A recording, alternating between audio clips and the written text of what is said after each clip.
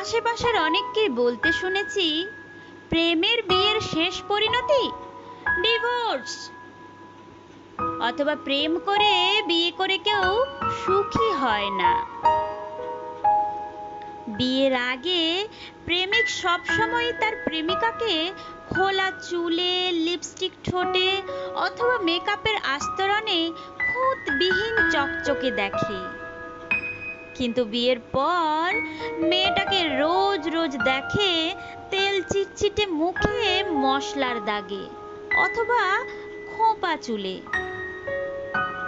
অন্যদিকে মেয়েটা প্রেমিক হিসেবে দেখতো কড়া পারফিউম, সুন্দর ড্রেস আপে, আর বিয়ের পর দেখে কপালে চিন্তার ভাঁজ, পারফিউম বিহীন, ঘামের ভ্যাপসা গন্ধ নিয়ে অফিস শেষে বাসায় ফিরতে।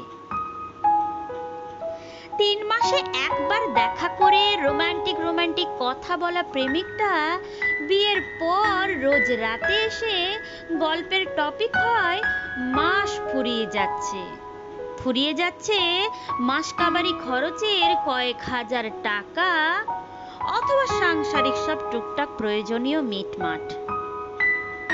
প্রতিবার দেখা হওয়ার সময় ছোটখাটো গিফট আনা প্রেমিকটা একটা সময় সংসার চালিয়ে বউকে একটু খুশি করার জন্য সেসব করতে পারে না। যে প্রেমিকা প্রতিবার দেখা করার সময় শখ করে নতুন নতুন রান্না করে আনতো, সংসার হয়ে গেলে সে মেয়েটাই আর শখ করে রান্না করতে চায় না। রোজ রোজ রান্না করে তার অনীহা চলে আসে।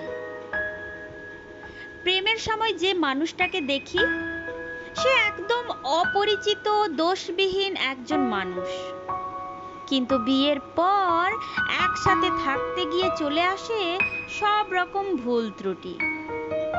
তার মানে এই না মানুষ দুটো আগের মতো ভালোবাসে না, বরং এটাই স্বাভাবিক। দূর থেকে সব ঝা চকচকে, ঝামেলাবিহীন লাগে। সংসার করতে করতে একটা সময় মানুষগুলোর খারাপ অভ্যাস সামনে আসে, তবে একসাথে থাকতে গেলে দুজনকেই মানিয়ে নিতে হবে, মেনে নিতে হবে সবটা। স্বাধীনতা অর্জন করার চেয়ে রক্ষা করা কঠিন, তেমনি প্রেম করে বিয়ে করাটাও তাই। ভালোবাসার মানুষকে বিয়ে করব, অথচ তার দোষ ত্রুটি শুধরে দেওয়ার অথবা নিজের ভুলগুলোকে শুধরানোর বিন্দুমাত্র আগ্রহ রাখবো না, তাহলে হবে? বরং একসাথে থাকার জন্য নিজেকে, নিজের মনকে মানিয়ে নিতে হবে। তাহলে সমাজ থেকে দেওয়া এই তকমাটা একটা সময় উঠে যাবে, কমে যাবে ডিভোর্সের সংখ্যাটাও।